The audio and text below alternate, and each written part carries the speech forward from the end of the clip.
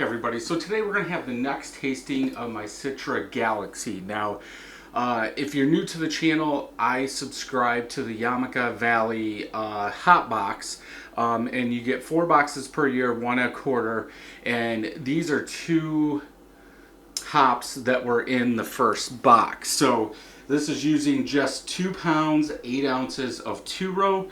For the hop schedule, 1 hour boil. This is a 1.25 gallon batch going into the carboy.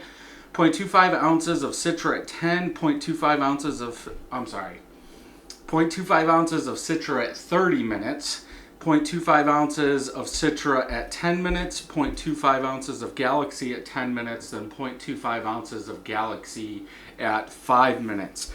For the steep at 170 for 15 minutes, I added 0.25 ounces of each. For the dry hop on this, 0.25 ounces of each, 3 days into fermentation for 7 days.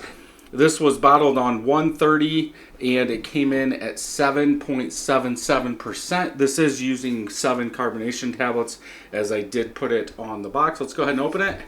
Little hiss, little smoke in there. Not very much. Go ahead and get it in the glass. Ooh, I can sure smell those hops.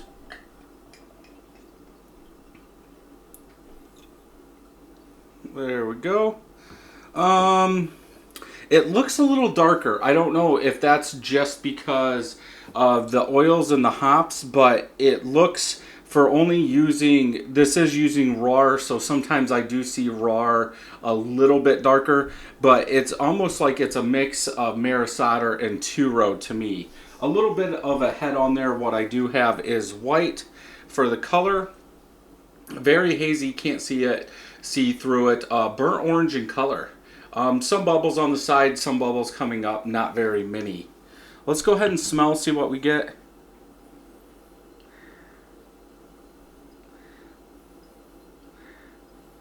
Very fruity, like a generic juicy tropical fruit is what I'm getting. Maybe a touch of toasted bread. I do get a little bit more toasted bread out of the raw than I do the 2-row, but that sweet tropical juicy fruit is what I'm getting. Maybe a touch of alcohol, but I wouldn't think so. It is a double IPA in my eyes. But yeah, it almost smells like there's lactose in there to bring up that sweetness, but there's not. Let's go ahead and taste.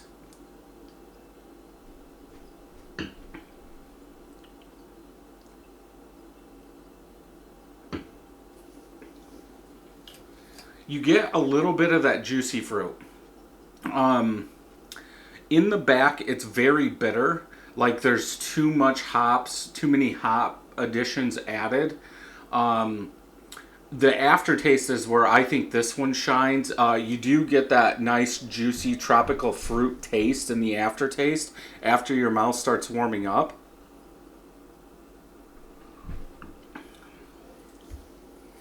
A little bit of alcohol.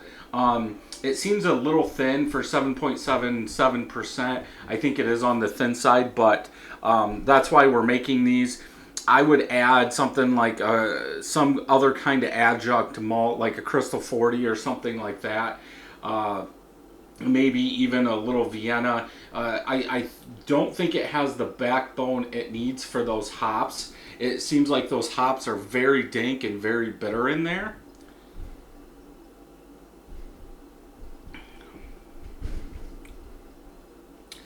Probably not one I would make. I like the aftertaste. The aftertaste is the best, and I think that's just because you're getting more of that hop. That bitterness does settle down a little bit.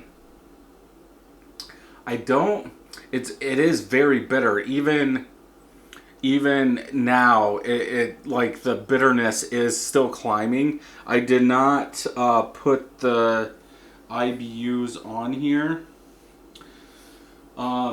But yeah, it tastes like it needs more malt. It needs something more in the malt to help with that hop taste in there.